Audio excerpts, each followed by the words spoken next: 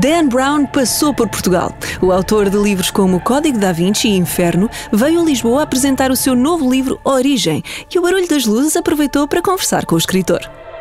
First of all, congratulations on the new book. This book takes you to your own break with your faith. You know, the whole theme of creationism against evolution. Why now? What made you want to write about this now? Well, this is something I thought about ever since I was 9 years old, this question of which story is true, Adam and Eve or evolution. And it's something that I wanted to take some real time and delve into, and anybody who reads Origin will know exactly what side I fall on. It's very interesting because you're accused of going against religion in your books, but I think Origin almost calls for harmony between religions and even non-religious people. Is that a fact? Absolutely. I'm not an anti-religious person. I question a lot. And in Origin, there are scientists who have their points of view, and there's a whole lot of religious characters of many different faiths who have their points of view. And I just create a dialogue between characters, and the reader can really figure out how they feel. Was it important for you, the fact that you were in Seville when you took that art history class, and now in writing Origin, was there a lot of those times in the book? Yeah, I went to University of Seville and spent some time here on the Iberian Peninsula. Actually came over to Portugal for a while I was studying. I was going to ask that. Is that your first time in Portugal? So it's not. It is not my first time. I was here when I was a student and absolutely loved it. So are we going to have a Robert Langdon story in Lisbon soon? Probably in Sintra, the Sintra cipher is the plan.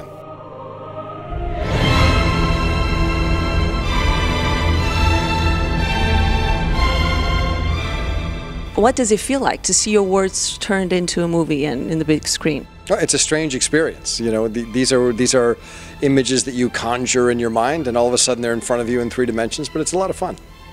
And it seems like code breaking has always been a part of your life. Is it still a part of your life? It is, actually. I still enjoy reading code books, and my dad is still around at 81. He's still a mathematician. We enjoy doing codes together. I saw a very interesting story about how your Christmas morning was filled with codes. Yeah, so on Christmas morning in my house, you come down and there are no presents under the tree. They're hidden somewhere. You have no idea where, and there's just a code in an envelope on the tree, and you solve the code, and maybe it says, go look in the refrigerator, and you look in the refrigerator, and there's another code. And that one says, go look in the garage, and you follow them all over until finally you find out where your presents are hidden.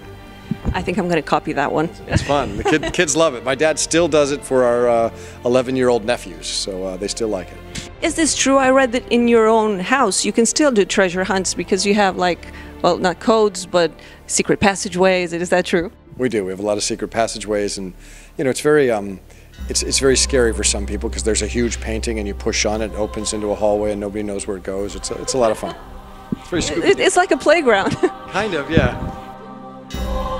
What's next for Robert Langdon? Well, I think Robert Langdon's going to take a vacation. He's exhausted. Well, the poor guy. Look at what he's been through. You know what? I have so many different ideas, and I don't know yet what I'm going to write. I'll just have to spend a year reading and figure that out. Now, we're from Radio Comercial, which is the #1 radio in Portugal. So it's all about music. And you dabbled in music for a while. Do you still have fun listening to music? Is it part of your creative process somehow? I love music. And in fact, it's funny, I don't listen to music when I write.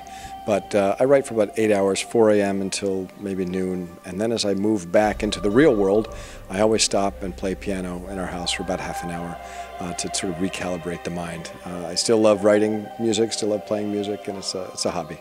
You just talked about your creative process from 4 a.m. to it's a very strict routine. Could you tell us a little bit more about that? Sure. Well, I wake up without an alarm, usually around 4 o'clock, and I go and make a big spinach and blueberry smoothie. Then I go off to work. I work in a different part of the house that has no phone, no internet. It's very, very much cloistered and alone. And then when I'm done, I go do something physical. Just have to get away from the computer and go energize my body a little bit. It's a very sedentary job. But is it still fun for you, or do you feel a lot of the pressure? Oh no, it's still fun. I wouldn't do it if it weren't fun. I love learning, and I enjoy the process a lot. And how do you deal with the critics? You know what, when you are a creative person, I don't care if you're a musician or a writer or a chef, it doesn't matter. All you really have to go on is your own taste. You create the book or the piece of art or the symphony or the souffle that you like. and then you just hope people share your taste. So, you know, the critics, some people like what I do and some people don't. Life goes on. I think there are a lot more people that like what you do. Thank you, Dan.